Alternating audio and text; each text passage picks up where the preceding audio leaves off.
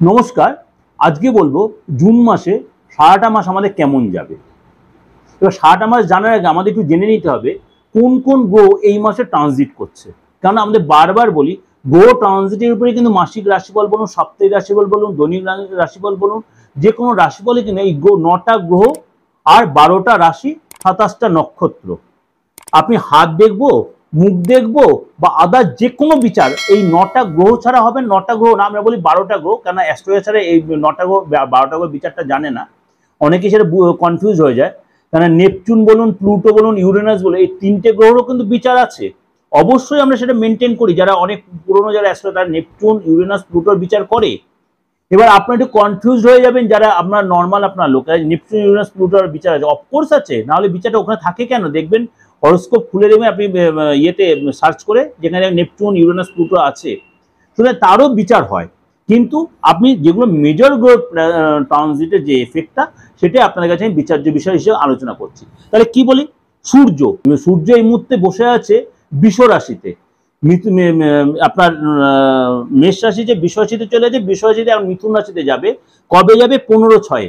বৃষ রাশিতে থেকে মিথুন রাশিতে যাবে 15/6, অর্থাৎ জুন মাসের 15 তারিখে সূর্য যাবে বৃষ রাশিতে মিথুন রাশি। আমি রিপিটেড বলি, আপনারা তো এটা নিয়ে আবার বললেন মেষ রাশি কখনো না, বৃষ রাশি থেকে মিথুন রাশিতে যাবে। কেন এই মুহূর্তে সূর্য কম্বাইন্ডে বসে আছে বৃহস্পতির সাথে, সূর্য কম্বাইন্ডে বসে আছে, সূর্য, শুক্র এবং বৃহস্পতি একসাথে বসে আছে বৃষ রাশিতে।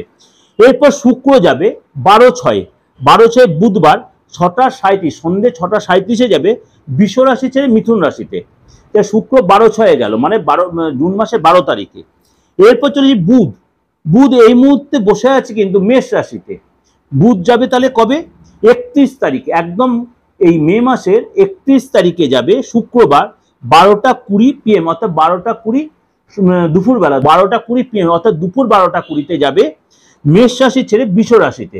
মেষ রাশি ছেড়ে বৃষ রাশিতে যাবে 31 তারিখে, 31শে মেতে।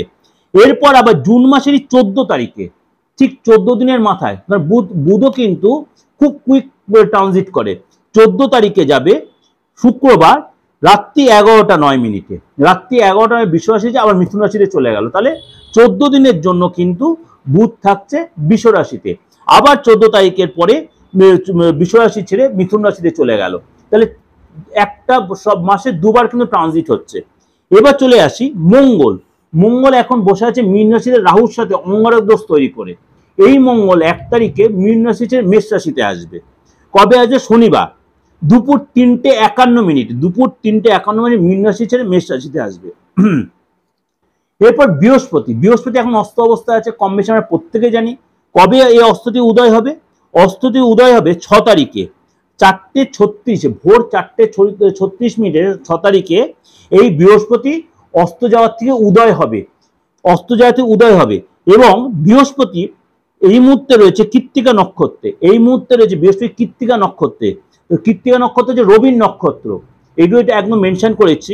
13 তারিখে যাবে রোহিণী নক্ষত্রে, 13 তারিখে মানে জুন মাসের 13 তারিখে যাবে রোহিণী নক্ষত্রে সকাল 6টা 27, সকাল 6টা 27। বাকি রইল কে? মেজর গ্রহ শনি। শনি কবে রেট্রোগেট হবে? এই মাসের শেষে। কোন মাসের শেষে? জুন মাসের 30 তারিখে। জুন মাসের 30 তারিখে শনি রেট্রোগেট হবে, শনিবারই থাকবে 12টা 35-এ।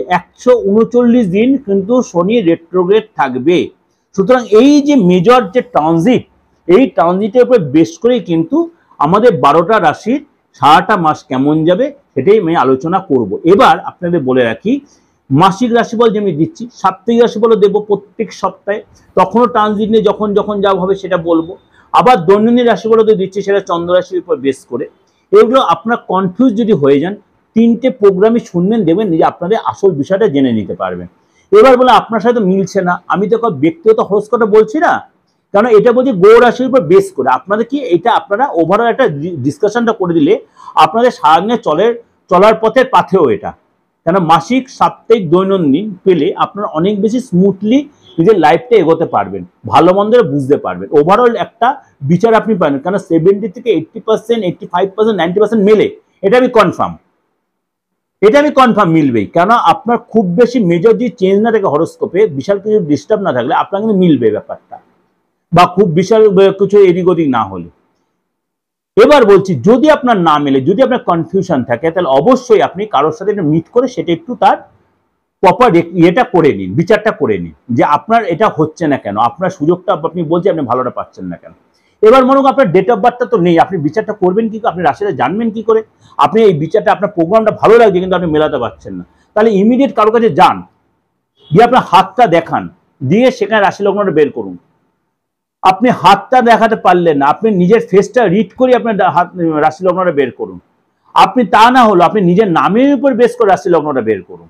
অবশ্যই হয়, অনেকে যারা বলছে নামের উপর বেস করে রাশি লগ্ন হয় না, আমি বলছি আলবাত হয়, আলবাত হয়। যখন আপনি জানবেন না তাহলে সেটা হবে না, এই কথাটা বলবেন না। অ্যাস্ট্রোলজি যে কতগুলো যে পার্ট আছে এখনো আমরা সবাই সবটা জানি না। অ্যাস্ট্রোলজি হচ্ছে একটা সমুদ্র, সাগর, এর আমরা কিছুই এখনো শিখিনি। সুতরাং আমরা কখনো বলবো না গর্ব করে আমি সব শিখে নিয়েছি, আর কাউকে ডমিনেট করার জন্য বলবো এটা হয় না, এই কথাটা কখনোই আমাদের বলা উচিত না যে এইটা হয় না ওইটা হয় না। আমি যতটা জানি আমি ততটাই বলে এতটা জানি, বাকি যদি না জানি বলে হতে পারে। যেটা আমি করি আমার মতে বলে আমাদের অ্যাস্ট্রোলজি প্রত্যেকেই সততাটা মেনটেন করা উচিত। কাউকে ডমিনেট করতে, প্রফেশনটাকে ডমিনেট করা, আমি বারবার বলি অ্যাস্ট্রোলজি যদি ভুল হয় ভুল হতে পারে, অ্যাস্ট্রোলজির সাবজেক্টটা কিন্তু ভুল নয়। তাহলে হাজার হাজার বছর ধরে এত বই তৈরি হতো না। আমরা জিনিসটা ভুল দিকে পরিচালনা করে ভুল ইন্ডিকেট করে ফেলছি, আমরা নিজেদেরকে আমাদের ব্যক্তি সত্তাটাকে বেশি প্রমাণ করার চেষ্টা করছি। যাই হোক, খারাপভাবে নেবেন না, একটু আপনাদের প্রকাশ বোঝানোর জন্য এই কথাগুলো বললাম। আর ডেট অফ বার্থ না থাকলে আপনি যোগাযোগ করতে পারেন, ভারতবর্ষের যে কোনো জায়গার লোকেরা আপনি তার প্রেডিকশন নিতে পারেন, হাত দেখিয়ে নিতে পারেন, মুখ দেখিয়ে নিতে পারেন, আপনার ডেট অফ বার্থের চাও নিতে পারেন। আর যদি মনে করেন আপনি কোনো অন্য কোনো ধর্মের লোক, অবশ্যই আপনি সমস্ত ধর্মের লোকেরা আমার কাছে আসছেন, সমস্ত ধর্মে, আমি এইভাবে বলছি সমস্ত ধর্মের লোকেরা আপনি আসেন, যে কোনো স্টেটের লোকেরা আসতে পারেন, কোনো অসুবিধা নেই। আমার বাইরে ফরেনের লোকেরাও কিন্তু আমার সাথে অনলাইনে প্রেডিকশন নিচ্ছেন, অনলাইন পে করে অনলাইন প্রেডিকশন আমার থেকে নিচ্ছেন। এর জন্য আপনাদের কাছে আমি কৃতজ্ঞ, আপনি আমাকে এতটা আমাকে বিশ্বাস করছেন বা ভালোবাসেন। অনেকে হয়তো কিছু কুরুচি মন্তব্য করছেন, তাতে আমার কিছু আসে যায় না, কিন্তু আমাকে তো অনেকে ভালোবাসছেন, আপনাদের সেই আশীর্বাদ তো পাচ্ছি। আমার এই জন্য আমি আপনাদেরকে চিরকৃত, I really grateful to you, I really grateful, I really grateful. আর আমার তো দুটো চ্যানেল অলরেডি আপনারা জেনে গেছেন, একটা হচ্ছে দিগদর্শন, একটা দিগদর্শন মন্ত্র। দিগদর্শন চ্যানেলে আমার সাপ্তাহিক, মাসিক, দৈনন্দিন রাশিফলগুলো যেমনি থাকছে, এবং তার সাথে কিছু টোটকা, উপাচার বা ট্রানজিট, এবং নতুন যে চ্যানেল দিগদর্শন মন্ত্র, সেখানেও কিন্তু আমি নানা রকম ট্রানজিট, নানা রকম উপাচার, এগুলো কিন্তু দিয়ে আমি প্রোগ্রাম দেওয়ার চেষ্টা করছি। সেগুলো দেখবেন, অনেক বেশি সায়েন্টিফিক, অনেক বেশি যুক্তিগ্রাহ্য, ভালো লাগবে। আর যদি সাবস্ক্রাইব এখনো করে না রাখেন, করে রাখুন, নোটিফিকেশন বেলটা অন করে রাখুন, প্রত্যেকটা প্রোগ্রাম সবার আগে আপনার পৌঁছে যাবে, অনেক কিছু জানতে পারবেন যে অ্যাকচুয়ালি কতটা সায়েন্টিফিক, কতটা যুক্তিগ্রাহ্য, যতটা যুক্তিসম্মত। আর আপনার লাইফটা সম্বন্ধে জানতে গেলে আমাকে বুকিং নাম্বারে ফোন করে নেবেন, ইন ডিটেল আমার ভাই বোনরা ধরে বা আমি নিজে ধরে আপনাকে বলে দেবো কীভাবে অনলাইনে প্রেডিকশন নেবেন, না আপনি চেম্বারে এসে নেবেন, অফলাইনে নেবেন, পুরো ব্যাপারটা আপনাকে গাইড করে দেবে। সুতরাং ভালো লাগবে আপনাদের। আজকে চলে আসি কুম্ভ রাশি। কুম্ভ রাশির এই মাসটা কেমন যাবে। এই মাসে কিন্তু তিনটে বড় বড় যোগ তৈরি হচ্ছে, মালব্য যোগ, বুধায়িত্ব যোগ, ভদ্র যোগ, মানে এই তিনটে যোগ এই বছর এই মাসে তৈরি হচ্ছে। সুতরাং আমাদের প্রত্যেকটা রাশি লগ্নের জন্য কিন্তু খুব ভাইটাল দিন। এবং শশ যোগ, শনির জন্য শশ যোগ। এই যে চার গ্রহের জুতি তৈরি হচ্ছে বৃষ রাশিতে, চার গ্রহের জুতি তৈরি হচ্ছে বৃষ রাশিতে, is a vital month, is a vital month all রাশি। সুতরাং একটু জেনে নিই প্রথমেই কুম্ভ রাশির, প্রথমেই যে আপনার আর্থিক জায়গাটা কেমন থাকবে।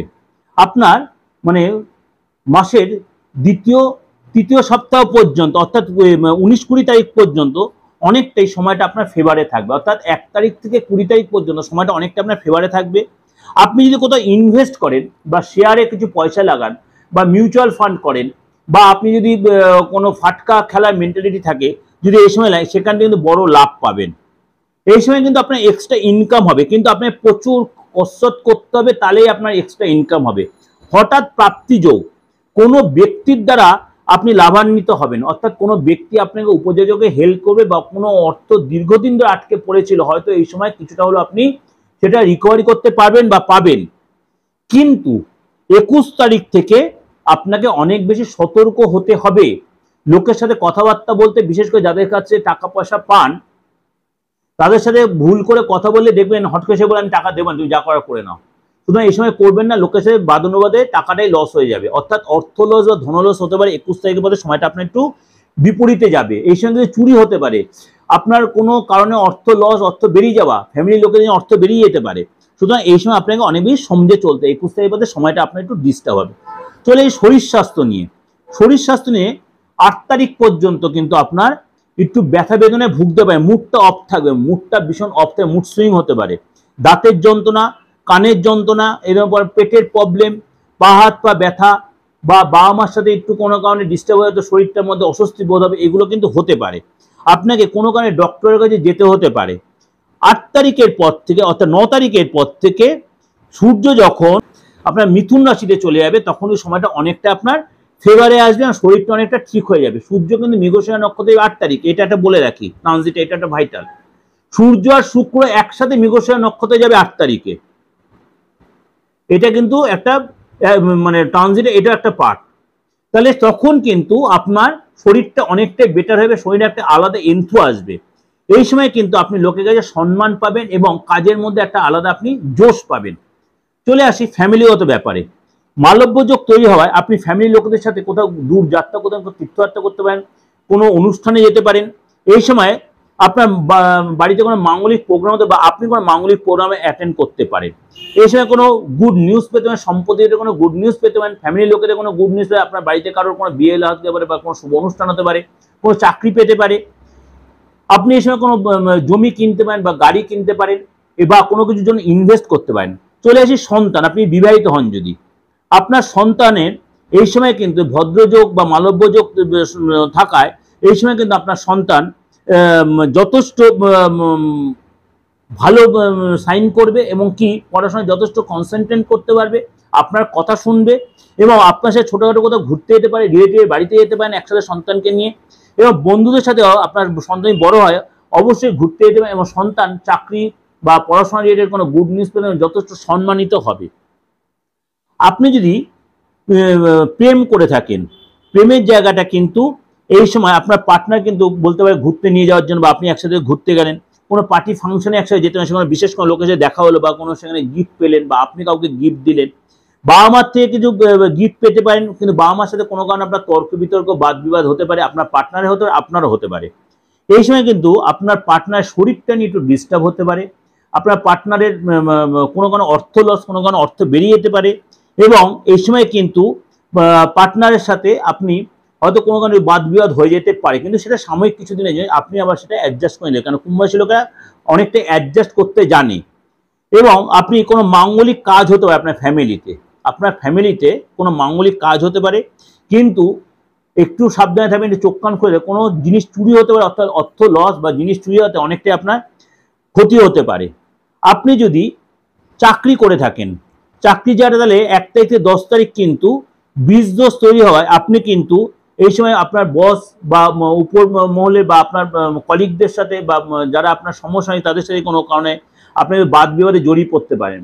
সুতরাং এই সময় যত কম কথা তত ভালো, মুডটা ভীষণ অফ থাকবে, কাজে প্রেশার থাকবে কিন্তু কাজের রেজাল্ট পাবেন, আপনি সুনাম পাবেন না। কিন্তু ঠিক 10-11 তারিখের পর থেকে সময়টা আস্তে আস্তে আপনার ফেভারে আসবে, কাজের জায়গাটা অনেকটাই আপনাকে সাপোর্ট করবে।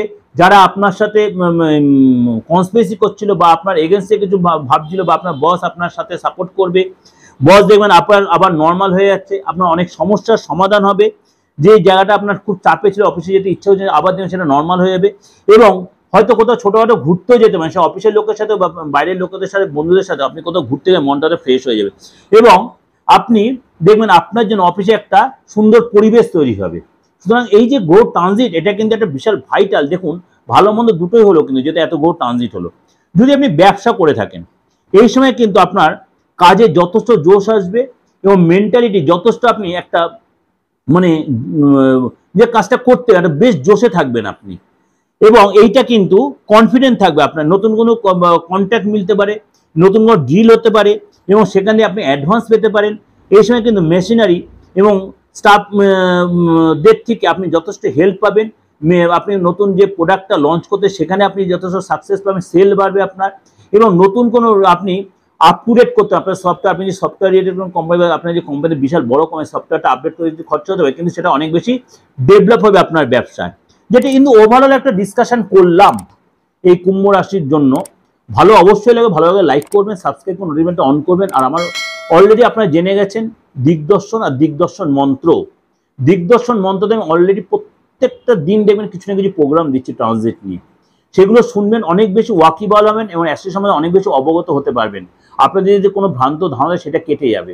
আর এই মাসিক রাশি বলে সাথে সাপ্তাহিক রাশি বলে দিই, দৈনিক রাশি বলে দিই, ভালো লাগলে লাইক করবেন আর প্রত্যেকটা সকলের কাছে পৌঁছে দেবেন।